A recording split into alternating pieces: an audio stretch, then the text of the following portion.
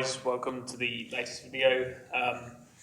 Been asked to produce some more mouldings like this. So it's a Architrave moulding.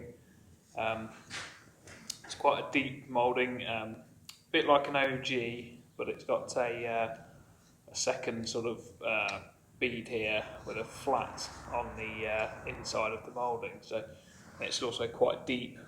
There's quite a deep kerf there around the OG, so it's not something I've got a cutter for in stock, so I'm going to have to make it up as I go along a little bit. I've managed to find a couple of cutters. Once you've got a small selection or average size selection of cutters together, you can generally get by with making things that are quite close to what you've got, or using several cutters to make a moulding up. So like today, I'm going to use this cutter, which is just a Bogo standard OG cutter, to take out the top of this curve and the kerf cut here, or most of the kerf cut. So it's going to look something like that as it's on the machine. So it'll cut this section and all the way around here. So it's quite lucky that it cuts most of that section of the moulding in one hit. So we're going to get to about this point here. I've done all that. Might have to do a small kerf in there to just deepen that so that part matches. And then I've got another cutter. I've just had to grind a tiny bit off one edge, one corner here, so that it's got a bit of a profile shape to it, and that will sit in here and cut this section here to near enough what we need on there. So that will come into about here. Then when we've got to that point, I'll find something that will take this section out here, whether I just do it flat and then take the radius off that's left here by hand. Probably be the easiest option, but we'll cross that bridge when we get to it. Before we start doing any mouldings, I'm just going to have a look at the actual piece itself and which way around it's going to be easiest to mould the piece. So what I don't want to do is run a cutter like that through the whole section, remove all this piece of timber here, and then try and machine this bit at the bottom with nothing left to run the timber on but this small section at the top here.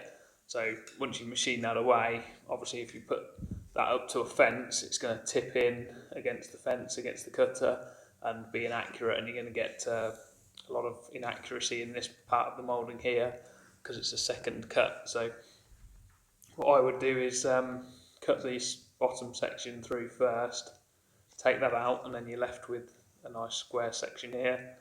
Probably run this part through next. If I'm going to have to run it vertically on the spindle, I'll run that part through. If I can run it through flat, so the back of the moulding is on the bed of the machine, I might mould this section next and then take this part out afterwards. But you just got to have a real good think about the logistics of putting the different cutters through the moulding and what parts of the machine you're going to be running off. You can of course build onto the machine, so where the fences are, if you machine this bit first, you could put a piece of timber for this section of wood here to run against, or the highest section to run against, but you're a little bit at the hands then of it being perfectly moulded every time. There's any parts that don't cut quite as deep and you're setting up a fence to run off of the cut, run off your previous cut, then you're at the hands of it moving away and not cutting deeper every time that you work from then on in. So I always like to try and work from the edges of the timber where possible, and you can run them through a couple of times if needs be to get the cut absolutely perfect. And yeah, just work your way up the timber, leaving yourself something to work with. Okay, so coming over to the spindle, obviously you might be limited on a single phase spindle moulder by rotation direction, but with the 3-phase moulder, some of them incorporate a feature to run the spindle backwards, and it's particularly useful times like this. When you're doing some mouldings and you've only got a few cutters, you might need to use the bottom of the cutter into the bottom of the piece of timber. So you want to use it that way around instead of using it that way around where the timber is obstructed by the rest of the cutter. So in this case we're going to have to do that. So the timber will obviously go this way on the bed, so vertically, and then we're going to have to use the cutter because we want to use this bit here on the actual tool to cut that piece of moulding. So we're going to have to spin this backwards, so it's going to be cutting in this direction. So we need to reverse the spindle moulder to do that.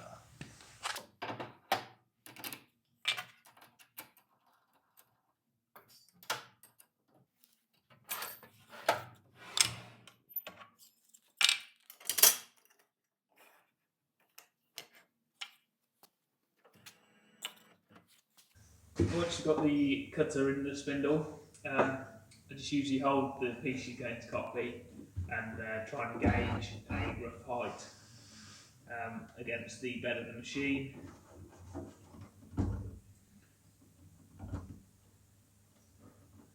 Somewhere about there. Should be perfect. And that gives you your height setting.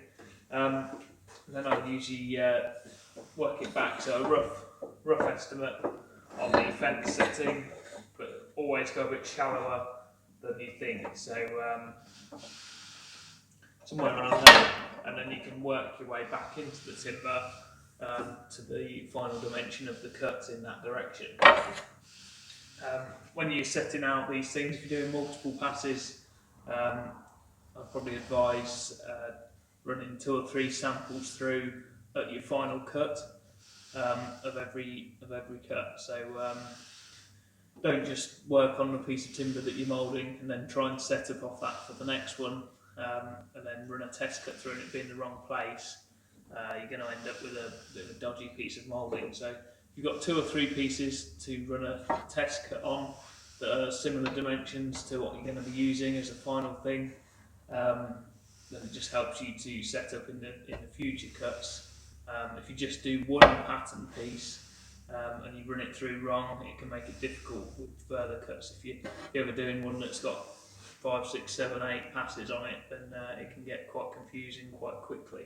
So they want to be a decent length, about 400mm, something you can hold on to, pass through the machine easily, and give you a good chance of getting accurate moulding at the finish.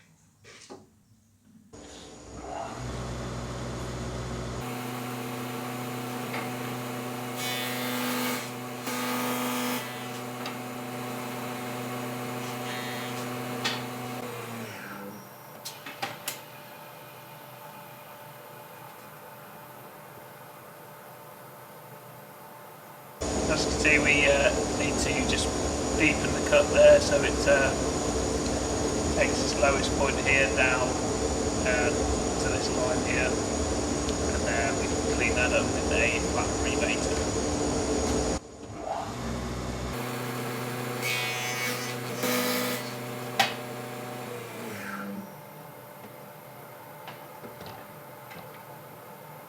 There we have it, that's about right for that part of the cut. So what I'm going to do is just run all them through and then move on to the next cut.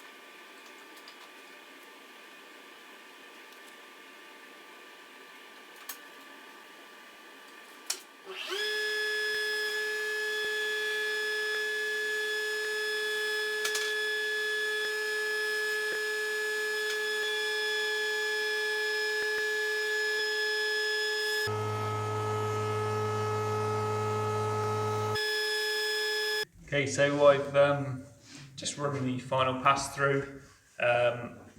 This is the profile that I've ended up with. So it's not perfect to the moulding we're matching, but it's pretty much good enough to match it through into a run. So if you mitered the two together, just put a glue on the table.